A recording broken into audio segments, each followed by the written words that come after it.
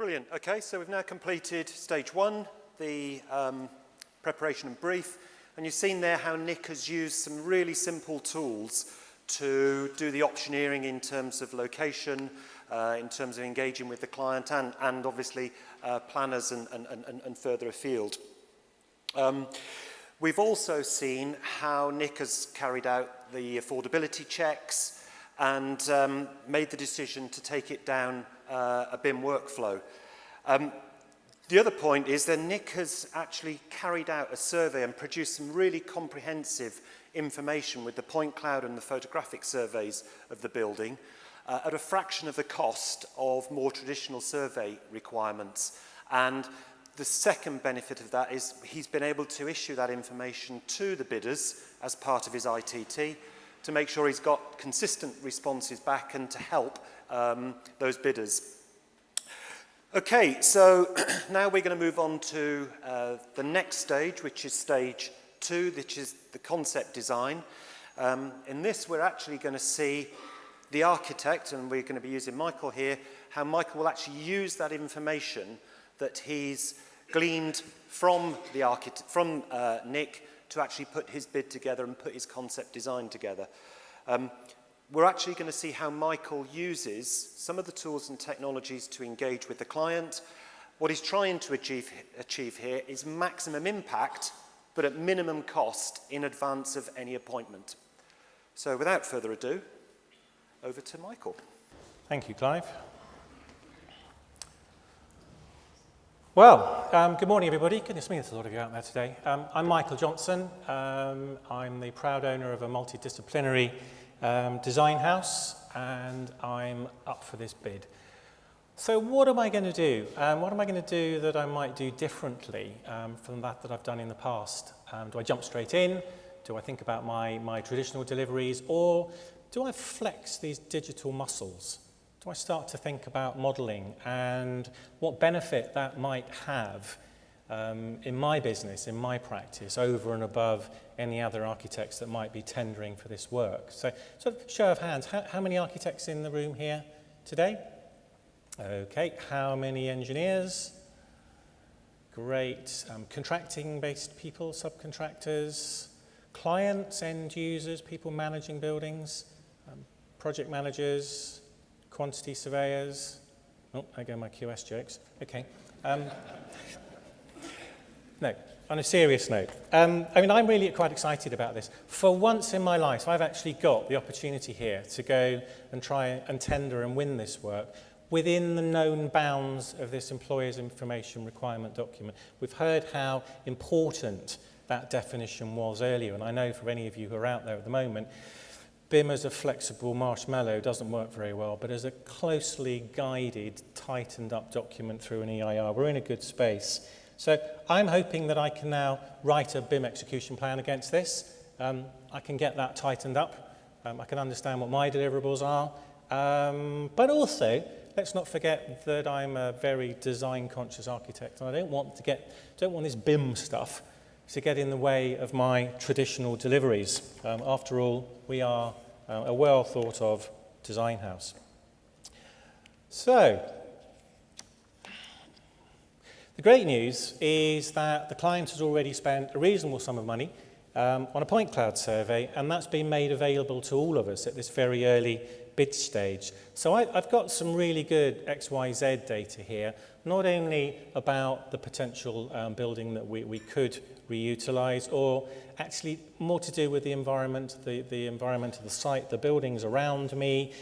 And what I'm going to do now is to use some technology. I'm going to use technology to create a three-dimensional surface within the environment here that I'm going to use to move forwards as the basis of my design concept. So point cloud surveys are great, as we know. Using Civil 3D here as I am, I need to declutter some of the information that's being gathered out on site.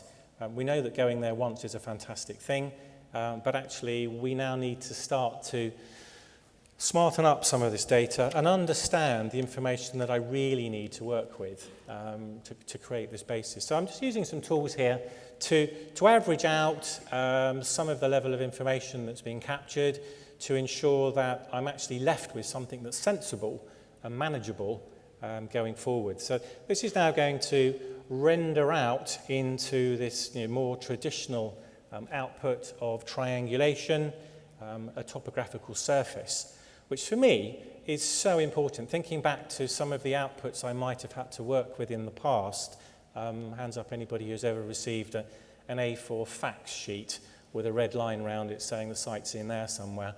By the time you've exploded it, it's about 3 foot wide, that wall, isn't it?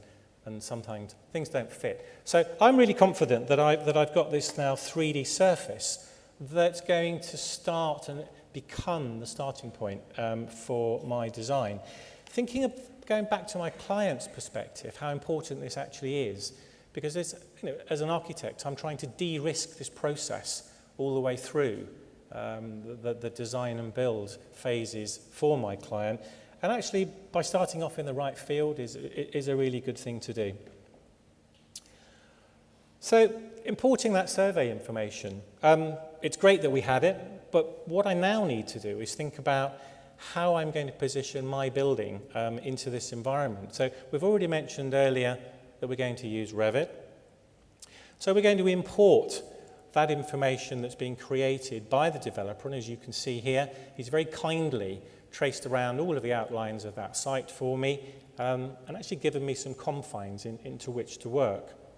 So much the same as was done earlier, I need to orientate this site plan into a true north and into its real world coordinates. So I'll use some reference planes here to set up that origin point and also to set up true north. Now, if I don't do this now, again, those of you out there will recognize the challenges of trying to pull it all together at a later date. So using reference planes, I'm actually going to orientate my building, orientate those original graphics, reuse those original graphics, touch it once, and I've now got a two-dimensional reference point for the beginnings of my architectural content and design. I'm thinking about how I might have done this in the past, whether it's shuffling pieces of tracing paper around, or starting from scratch, probably going out to an OS map, using that as an underlay. Commercially, I'm in a better place here, and again, I'm very thankful to have this informed client to help me on my way so early on. Now, I'm an architect. I think in 3 dimensions. This is great, but as you can see, it's currently in 2 dimensions. I have saved some time to get to this point, but what I really want to start to do now is to create some 3-dimensional representations of what this environment looks like. So what I'm going to do here is, using some of the in-place massing technologies that are available with inside Revit, very quickly start to assemble both in my mind and here in a digital world, a representation of what this environment looks like in 3D. So I'm creating building number 1, and very simplistically identifying that block, I'm going to create a 3-dimensional representation. It's relatively easy, and it's relatively easy because of the money that was spent earlier on this shared survey and this shared AutoCAD layout that the developers created for me. I can start to add materials to this. Now, I used to spend hours on a Friday afternoon with cardboard, glue, little bits of fuzzy felt, bits of foam, creating models. And although it was a fantastic way to spend an afternoon, it was relatively time-consuming. So what I'm doing here is I'm flexing those digital muscles. I'm creating a card material. I'm allocating that card material to that block model. And as you can see, very simply and very quickly, I've created a block that represents that building. I know the height from the drone information that was captured earlier and again given to me by the client. I've pulled that down to its real-world coordinates. And as a designer, I'm really quite happy now that I've got something to use as the basis going forwards. From a very early stage, it's given me something to put in front of this bunch of solicitors who are extremely professional, but maybe don't have the same sort of spatial awareness, concept awareness, drawing awareness that we do. And I'm very happy with that. So All good stuff. Hopefully it's going to help me in this bid scenario. So we've built up the model from a block massing point of view. As you'll see here, if I start to use this model for other activities, we can start to analyse important aspects such as the solar shading. How is the sun going to impact upon this site? I can pop into visual graphics here and turn back on the mass model. And if this works properly, with a bit of luck, we're going to see, abracadabra, the whole site has now been massed up. And I can start to use this from an analytical point of view. Now, bearing in mind how early on in the design process this is, think about how we might have done this in the past. Could we do this in the past? Am I doing something which is adding value to my business early on? And I think probably yes, I am. So I can set the settings. I can then start to look at where these shadows are going to be forming. I can use that to rotate. I can understand the impact of my new proposed block mass at a very early stage. And maybe I could even start to consider aspects such as, do I need sunscreens on particular facades? Do I have to accept the fact that my MEP HVAC costings, the air conditioning costings, are going to be greater if orientated in this way? How do I prove to the client that this is the best way forward and the best solution? So one thing I can do is start to do some sum path analysis. So I can turn this technology on. Again, one of the first things I have to do is orientate this site to true north. After all, we do want realistic information here, not just the sort of information I might have historically used, which was my best estimate of what it might look like. So you can see very clearly here, we can look at setting multi-days, we can look at single days, we can look at multi-environments. What sort of animation do I want to create? I'm going to use a yearly cycle in this particular case. Again, it's all linked into the real world in Enfield, if Enfield is the real world, I think it is. And I can choose time boundaries from to and when I want to run this animation. So sunrise to sunset. Okay, I can automatically see there that we've started this process of animating. What I now can do is export that out and start to use this information to inform others as part of this team. It's no good keeping it all in here. I want evidential information that I can take out to the local authority, to my client. And I'm thinking back to maybe having made that cardboard model many years ago, got hold of a pencil torch, turned the lights out and walked around the model. And someone's taken photographs of it and we're trying to work out where the shadows fall. So I think this is a far more improved process than that I might have been engaged with in the past. So it's just compressing that file here, exporting that out. And there's no disputing that. That's where the shadows are at that time of day on that particular site. Now, it's all well and good having built up those blocks, and it's all well and good actually having created that solar analysis. But now I've got this model, what else can I do with it? What else might I be using this communication platform for? And who else might I be talking to? So I'm going to create some views. In this particular case, we're going to create view number 1. And I am going to start this process of reusing information I've created before for a different purpose. I want to use this to inform the client, and I want to use it to inform my peers as well. So as you can see here, there's the model switch back on again. We can wander around it, we can animate it, we can have this greater understanding of how our proposed building might impact on that site. But what I really want to do is to drive some outputs from this. So as you can see here, we are positioning the model. We're going to position a camera. We have access to cameras very simplistically. For those Revit users out there, I'm sure you're using this tool all the time. We've gone back to the two-dimensional view, and I'm going to place a camera, for argument's sake, at that position by the roundabout there. What would it look like if I was stood there? What have I got to prove to the council? What's the impact of my building? Well, that's what I'd see if, in fact, I hadn't turned the model on. So I go back and turn the block massing model on, and what you'll see is the image of the proposed block. It's going to appear here, which I can start to use in conversation with the highways department. I go back to visual graphics to turn that on. But Mr. Planner, Mr. Highways Authority man, actually, My building doesn't have a massive impact in this environment here. There we go. Clear lines of sight, absolutely perfect. Now, it's all well and good to have that conversation, but with images like this, I'm a design person. I'm touchy-feely occasionally. I want this thing to have a better approach from a design perspective. So we can start to add colour and texture to this in the same way that we might have done in that sketchbook all those years ago. That very rough outline, dear Mr. Client, this is what I'm thinking of, is it going to be okay? I can start to cast shadows and bring this block mass to life. So I mentioned we can turn on some sketchy lines. We can look at the lighting. We can start to look at such things as photographic exposure. Bring this image to a point where I'm happy to take it into a conversational environment with my client. It's representative both of my design thoughts and of my design background. So here we go. Let's put some sky into there as well. It's not particularly beautiful, so let's try that again and try a graduated image, which I think I'm going to be considerably happier with. And apply that, and we're suddenly getting to something which is communicative, it's communicatable. I can share this with my peers. I can get input from my colleagues in my office. I'm happy. This is better than the cardboard model.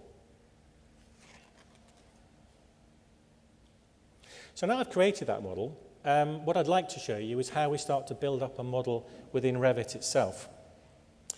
So what we're going to do now is to look at how easy it is to get some very impressive initial thoughts down onto a piece of paper. So this is, again, fat felt tip pen land and tracing paper. If you consider how I would have done this in the past, how much time I might have had to take with my peers in the office, plan sections, elevations, etc., to get this information out to those that are requiring it. So again, what we're going to do here very simply is bring in the two-dimensional information, create very quickly a three-dimensional outline of that building.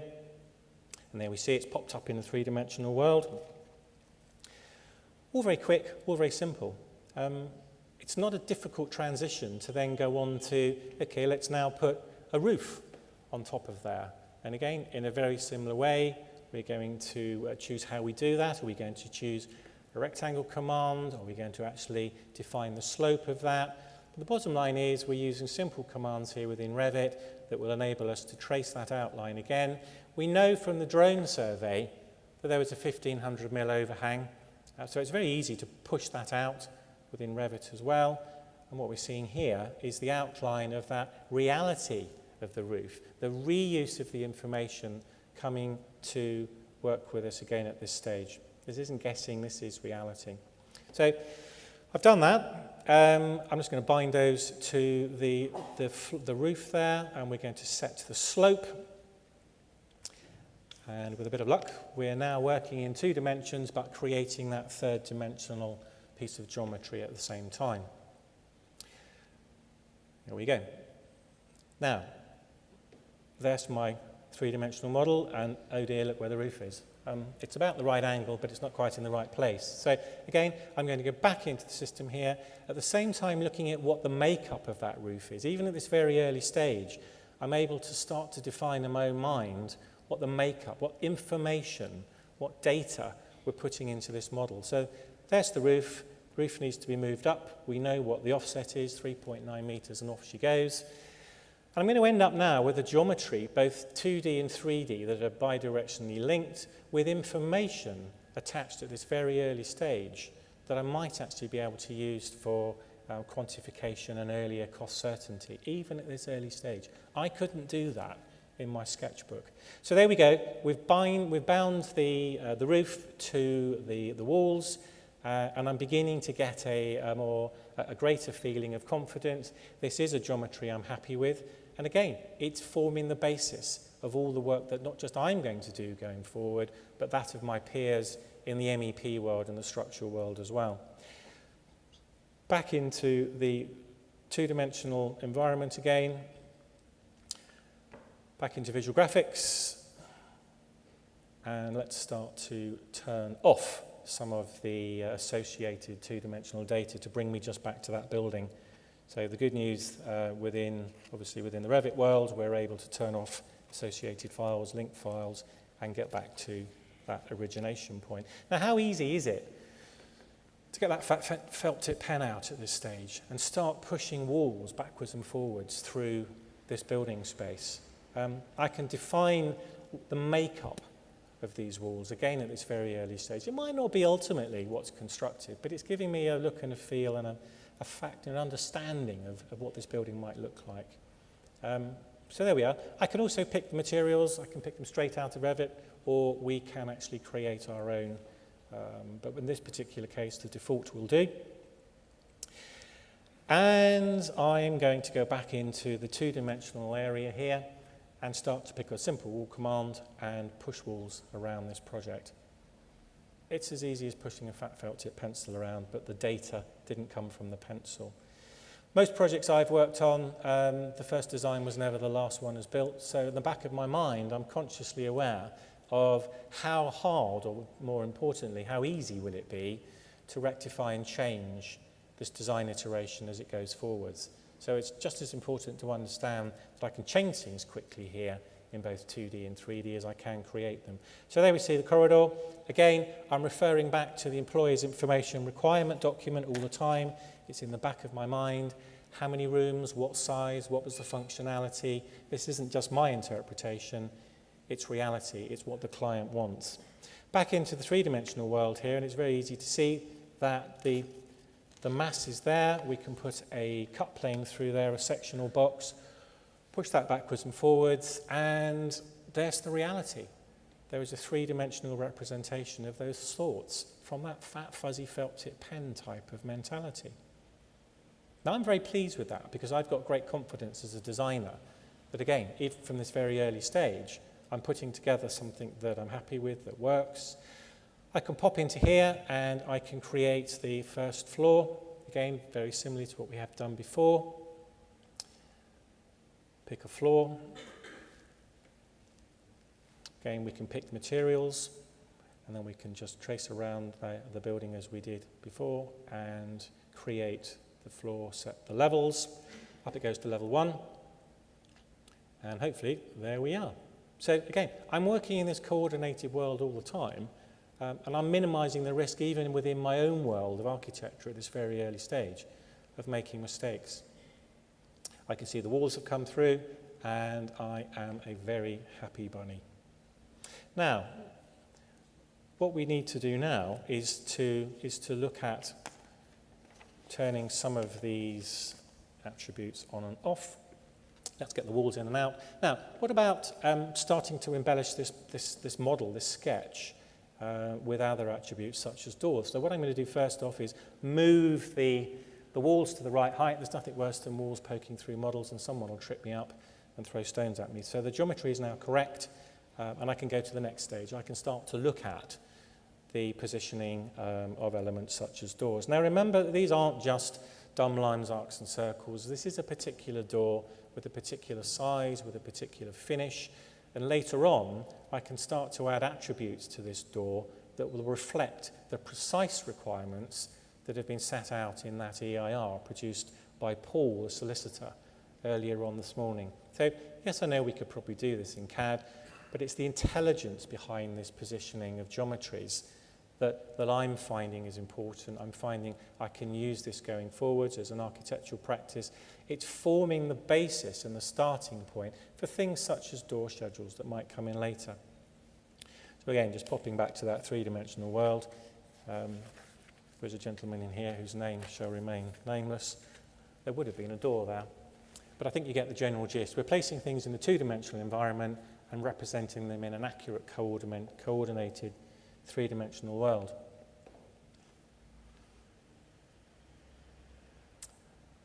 Okay, bear with me.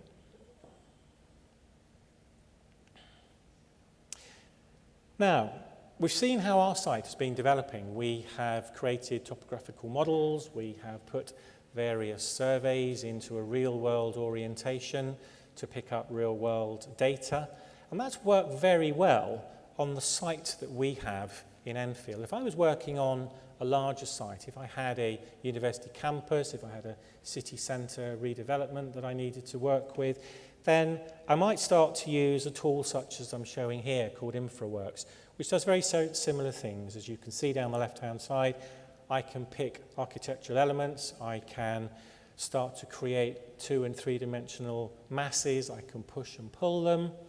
So very similar activities that we've shown you before, but on a far larger scale, and in certain areas in slightly more detail as well.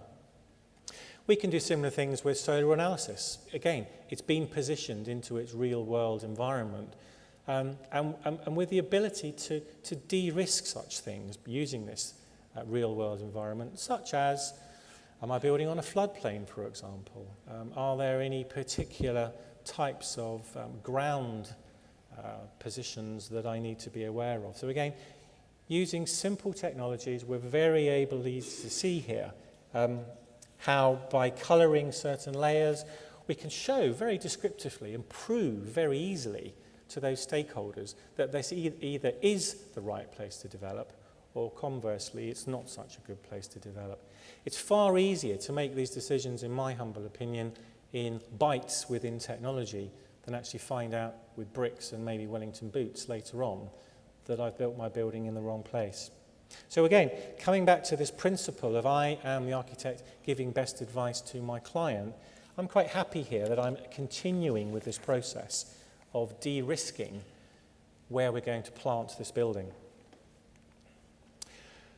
So we have a virtual site topography, and I might have done that historically using foam and card, but I'm feeling quite positive that I understand this site now slightly better than I might have done, and definitely faster than I would have done before.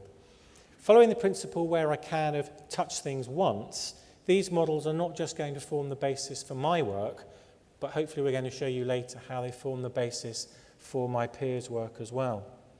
I've looked at how we can analyse the sun, how we can analyse the shading. I'm making some quite important decisions about the orientation and the form and the block and the massing.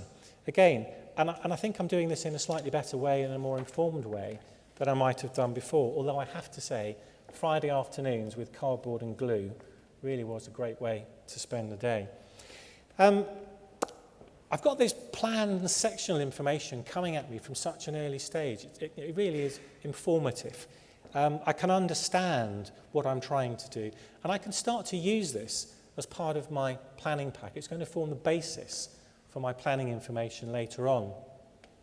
We've created some great concept studies in the past, I know I've spent money with old guys in smocks and pipes who created beautiful watercoloured illustrations for me of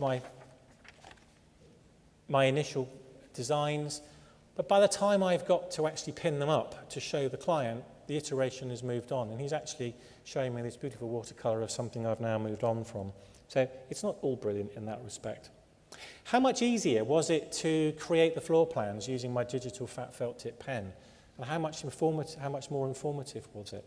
How easier was it? How fast was it for me to consider things like the EIR, balancing the rooms against actually the requirements and what I've thought of designing here?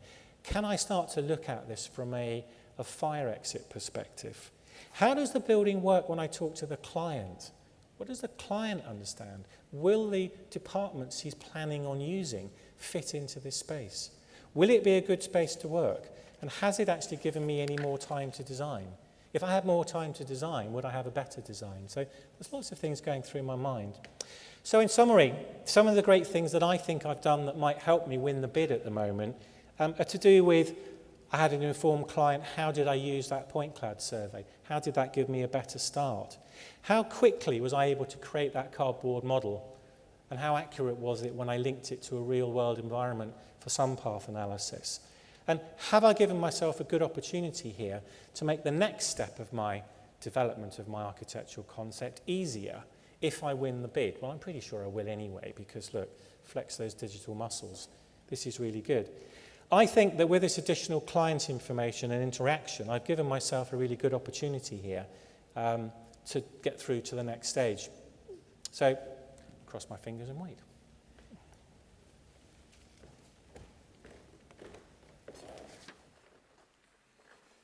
Okay, thank you, Michael. Okay, so we've seen there how easy it was during the concept design stage to take that information that he'd received as part of the ITT and actually start then to develop his design. We've also seen how he's used, in this case Revit, to do some very effective engagement with the client. The client's been absolutely clear in terms of what that design is going to look like and been able to input into some of those design decisions. And all at relatively minimum cost from Michael's point of view. The client was also impressed because of things like the early solar analysis. He's confident that we're going to see a good BREEAM score on his building. It's going to be more comfortable for the users. It's going to have heating and cooling costs minimized. So all in all, the client's been very happy and very impressed with the bid.